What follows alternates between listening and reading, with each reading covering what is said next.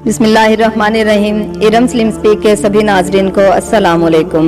अजीज़ान मोहतरम, मौला हुसैन के कातलों पर कौन सा परिंदा ऐसा है जो हर वक्त लानत डालता रहता है।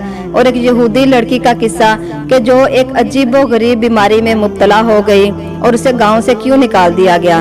लड़की का वो किस्सा जो आपको भी आज रुला देगा। आखिर वो लड़की जब अंधी हो गई तो किसका खून उसकी आंखों में डाला गया कि वो देखने लगी। आखिर ये क्या मुआजिज़ा था। तो ये सब जानने के लिए वीडियो को लास्ट तक जरूर देखिएगा। और जो मेरे चैनल पर नए हैं प्लीज मेरे चैनल को सब्सक्राइब कर दें और वीडियो को लाइक और कमेंट में लब्बैक या हुसैन कहना हरगिज मत भूलिएगा। तो चलिए अपनी वीडियो का बाकायदा आगाज करते हैं। सफेद कबूतर का ऐसा वाकया जिसे सुनकर आपकी आंखों में भी आंसू आ जाएं। कबूतर को लोग बहुत ही मोहब्बत से पालते हैं और प्यार की नजर से देखते भी हैं। आज का वाकया सुनने के बाद आप भी इस कबूतर से बेइंतहा मोहब्बत करने लगेंगे। ये वाकया है 10 मुहर्रम का, जब मौला को शहीद कर दिया था। 61 हिजरी 10 मुहर्रम के दिन करबला में हजरत इमाम हुसैन अलैहिस्सलाम का सर मुबारक जब बदन से जुदा कर दिया गया था। प्यारे नबी मोहम्मद मुस्तफ़ा सल्लल्लाहु अलैहि वसल्लम की शहजादियों, उनकी नवासियों को कैद कर लिया गया था। इमाम हुसैन अलैहिस्सलाम के गम में आसमान, चरिंद परिंद, पत्थर, हवा, दुनिया की हर मखलूक मौला हुसैन अलैहिस्सलाम के गम में आंसू बहा रही थी। 10 मुहर्रम के दिन करबला के मैदान में एक सफेद कबूतर का गुजर हो रहा था। कबूतर की निगाह गई करबला की तपती जमीन पर कि इस जलती धूप में रसूल पाक सल्लल्लाहु अलैहि वसल्लम के नवासे का जिस्म मुबारक तन्हा पड़ा है। वो कबूतर चीखता हुआ आसमान से नीचे उतर आया और दूसरे परिंदों से कहने लगा कि क़यामत आ गई है। प्यारे नबी के नवासे को करबला के मैदान में शहीद कर दिया गया है। रसूल अल्लाह का खानदान करबला में बिखर गया है। यूं कबूतरों का गिरवा करबला के मैदान में आके फिरने लगा। इमाम हुसैन अलैहिस्सलाम के गम में रोने लगे और उस कबूतर ने अपने आप को हजरत इमाम हुसैन अलैहिस्सलाम के खून मुबारक से तर किया और वापस उड़ गया और फिर गया मदीना शरीफ और तवाफ करने लगा। नबी पाक सल्लल्लाहु अलैहि वसल्लम के रोजा मुबारक का उस कबूतर के परों से खून के कतरे टपक रहे थे और रो रो के कह रहा था, या रसूल अल्लाह, देखिए कैसी वफा की आपकी उम्मत ने आपके नवासे से। देखिए आपके जाने के बाद आपका कलमा पढ़ने वालों ने क्या जुल्म ढाए हैं। हाय अफसोस ये इंसान कदर ना कर पाए। हाय अफसोस इनकी कम अकली पर। या रसूल अल्लाह, आपकी शहजादियां कैद कर दी गई। करबला में जुल्म ढाया गया है। आपके नवासे को शहीद कर दिया गया है। कबूतर का जब ये हाल मदीना के लोगों ने देखा तो वह हैरान और परेशान हो गए। और उसके बाद जब उन लोगों को पता चला कि करबला में इमाम हुसैन अलैहिस्सलाम को शहीद कर दिया गया है तो फिर मालूम हुआ कि ये कबूतर नबी पाक सल्लल्लाहु अलैहि वसल्लम के रोजा मुबारक पर क्यों आया है। कबूतर ये पैगाम देने आया था कि रसूल अल्लाह के नवासे को बेदर्दी से शहीद कर दिया गया है। इसलिए बुजुर्गों ने ये इरशाद फरमाया है कि दुनिया में जो सफेद रंग का कबूतर है वो उस कबूतर की नस्ल में से है। इसीलिए अल्लाह ताला ने इन्हीं कबूतरों में इतनी शफा और बरकत रखी है। इसलिए इमाम मासूम ये भी फरमाते हैं कि रायबी कबूतर रखो अपने घर में, क्योंकि वो हर वक्त मौला हुसैन अलैहिस्सलाम के कातलों पर लानत भेजता रहता है।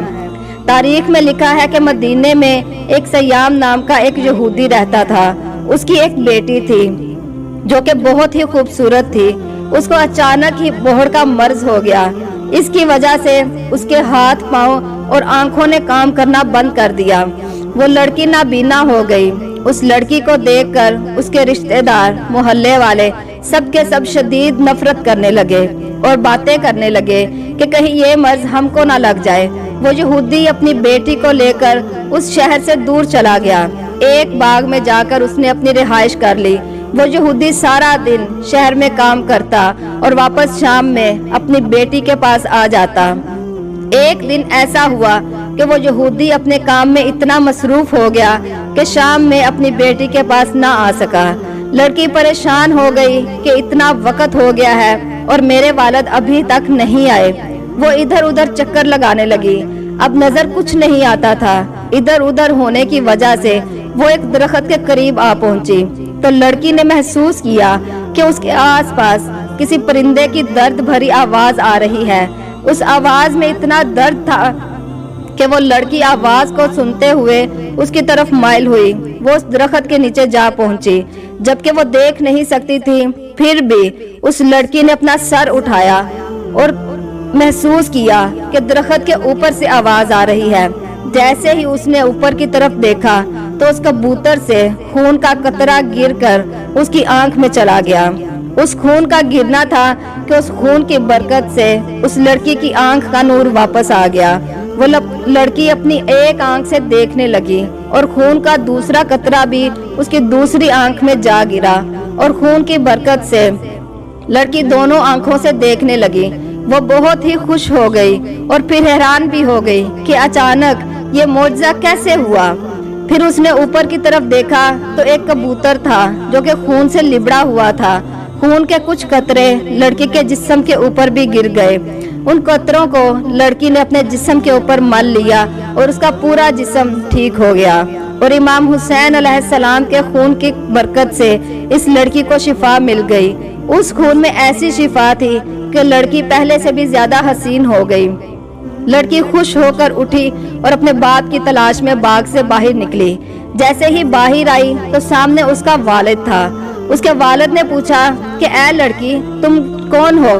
یہاں میری ایک بیٹی رہتی ہے، اس جگہ میں اس کو چھوڑ کر گیا تھا، وہاں وہ موجود نہیں، کیا تم کو پتا ہے میری بیٹی کہاں ہے؟ لڑکی خوش ہو کر رونے لگی، روتے ہوئے بولی، اے بابا جان، میں ہی آپ کی بیمار بیٹی ہوں اور اپنا صحت یاب ہو گئی ہوں۔ یہودی یہ سن کر اتنا خوش ہوا کہ اس کی آنکھوں میں آنسو آ گئے اور خوشی سے اپنی بیٹی کو گلے لگا کر بولا، ایسا کیسے ہوا؟ تم نے اپنی آنکھوں سے کیسے دیکھنا شروع کیا؟ تو اس کی بیٹی نے تمام واقعہ سنایا۔ وہ لڑکی اپنے باپ کو اس درخت کے نیچے لے گئی۔ یہودی نے کبوتر سے کہا، اے خوبصورت پرندے، تو اتنا خوبصورت ہے، مگر تیری آواز میں اس قدر درد کیوں ہے؟ اور یہ خون جو تیرے بدن پر ہے کیوں ہے؟ آخر کیا وجہ ہے؟ آخر یہ کس کا خون ہے جس میں اتنی شفا ہے؟ کبوتر نے وہی مولا حسین علیہ السلام کو صدا دی کہ مولا مجھے انسانی زبان عطا کر میں اسے جواب دے سکوں۔ تو مولا نے اس کی دعا قبول کی، اس کی فریاد سن لی اور وہ رو رو کے کہنے لگا، یہ خون محمد مصطفیٰ صلی اللہ علیہ وآلہ وسلم کے نواسے کا ہے، امام حسین علیہ السلام کا ہے، جن کو ظالموں نے کربلا میں شہید کر ڈالا ہے۔ یہودی یہ ماجرا سن کر اسی جگہ مسلمان ہو گیا۔ جب بھی کوئی بھی یہودی سے مسلمان ہونے کی وجہ پوچھتا تو یہودی اپنا یہ سارا واقعہ ان کو تفصیل سے بتاتا۔ اے کاش مسلمانوں، کچھ حیا کر جاتے تم بھی، تو یوں در بدر نہ جاتی پاک سید زادیاں، یوں خیمے نہ جلاتے تم، یوں لاشوں کو پامال نہ کرتے تم، یوں نہ اجاڑتے گھرانہ محمد مصطفیٰ کا۔ ارے وائے ہو تم پر کہ کیسے کلمہ گو تھے، قرآن بھی پڑھتے تھے اور قرآن پر تیر بھی چلاتے تھے۔ ارے لاکھ گنا اچھے تھے وہ جانور، وہ پرندے جنہوں نے وفا کی تھی۔ لعنت ہو تم ایسے دشمن پر، لعنت ہو دشمنان اہل بیت پہ، لعنت ہو بی بی فاطمہ کا در جلانے والوں پہ، لعنت ہو کربلا میں ظلم ڈھانے والوں پہ، لعنت ہو پاک سید زادیوں کو قید کرنے والوں پہ۔ کس طرح کے مسلمان تھے تم کہ کلمہ پڑھ کے تیر چلاتے تھے؟ تو میری مولا پنجتن پاک سے یہ دعا ہے کہ مولا جو آنکھیں ترس رہی ہیں ان آنکھوں کو روزہ شبیر دکھا۔ مولا تب تک وہ آنکھیں بند نہ کرنا جب تک وہ جاگیر نہ دیکھ لیں، جہاں خیمے جلتے رہے، جہاں لاشیں پامال ہوتے رہے، جہاں پاک سید زادیوں کو قید کیا گیا بے جرم و بے خطا۔ مولا سب کو وہ جاگیر دکھا، مولا سب کو کربلا بلا، مولا ہم کو بھی دوبارہ کربلا بلاؤ۔ تو اپنا بہت سارا خیال رکھیے گا، ملتی ہوں میں اپنی نیکسٹ ویڈیو میں۔ اللہ حافظ۔